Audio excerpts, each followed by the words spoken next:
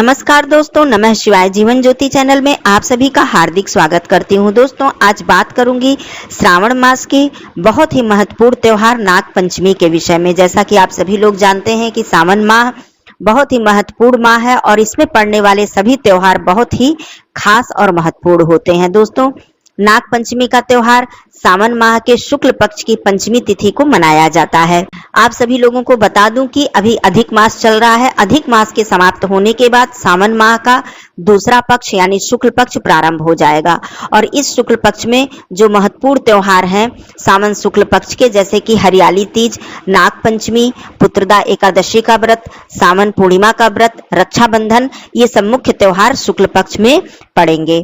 तो आइए बात कर लेते हैं नाग पंचमी का त्योहार कब है, इसकी पूजा का शुभ मुहूर्त क्या है और किस प्रकार से नाग पंचमी के दिन हमें नाग देवता की पूजा अर्चना करनी चाहिए, जिससे कि भगवान भोलेनाथ जी अत्यंत शीघ्र प्रसन्न होते हैं और नाग देवता का आशीर्वाद भी हमें प्राप्त होता है। आइए सबसे पहले जान लेते हैं कि यह त्योहार किस दिन मनाया जाएगा। दोस्तों, इस वर्ष 2023 में नाग पंचमी का त्योहार 21 अगस्त को मनाया जाएगा। दिन होगा सोमवार। सोमवार पड़ने के कारण यह और भी अधिक खास हो जाता है, क्योंकि सोमवार के दिन भगवान भोलेनाथ जी की विधि विधान से पूजा की जाती है। सावन माह है और सोमवार के दिन बहुत सारे भाई बहन व्रत भी धारण करते हैं। तिथि की शुरुआत की बात करूं तो तिथि की शुरुआत हो जा रही है, अर्थात पंचमी तिथि का प्रारंभ हो जा रहा है 21 अगस्त को रात्रि में 12:23 पर और यह समाप्त हो रही है 22 अगस्त को रात्रि में मध्य रात्रि में 2 बजे, अर्थात संपूर्ण हमें पंचमी तिथि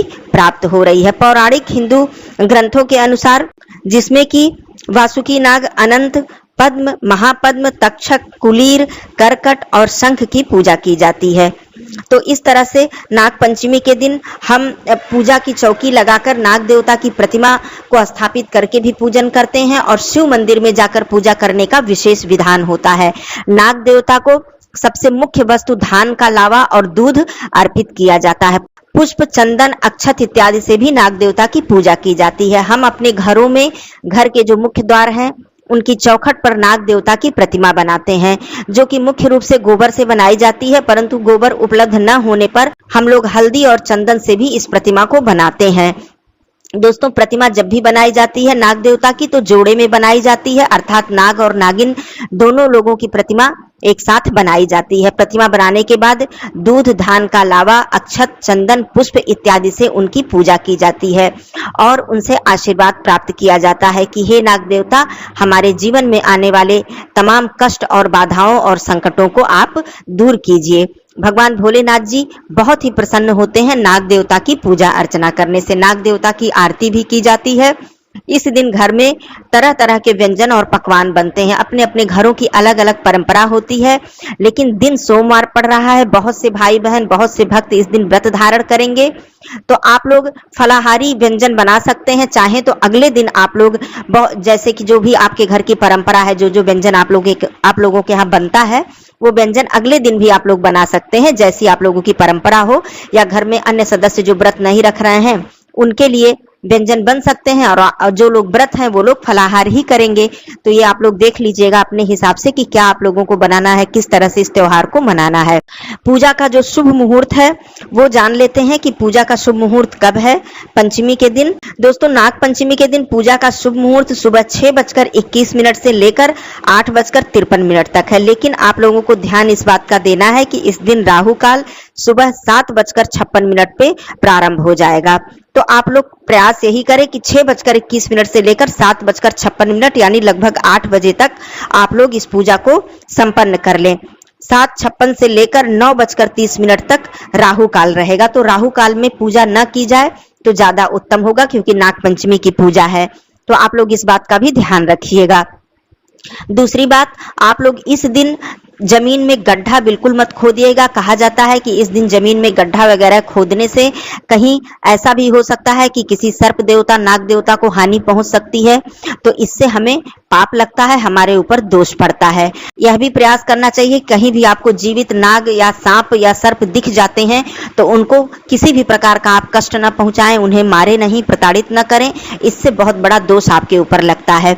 नाग पंचमी के दिन विधि विधान से नाग देवता की पूजा अर्चना करने से से हमारी कुंडली में काल सर्प दोष की जो समस्या है वह भी दूर होती है।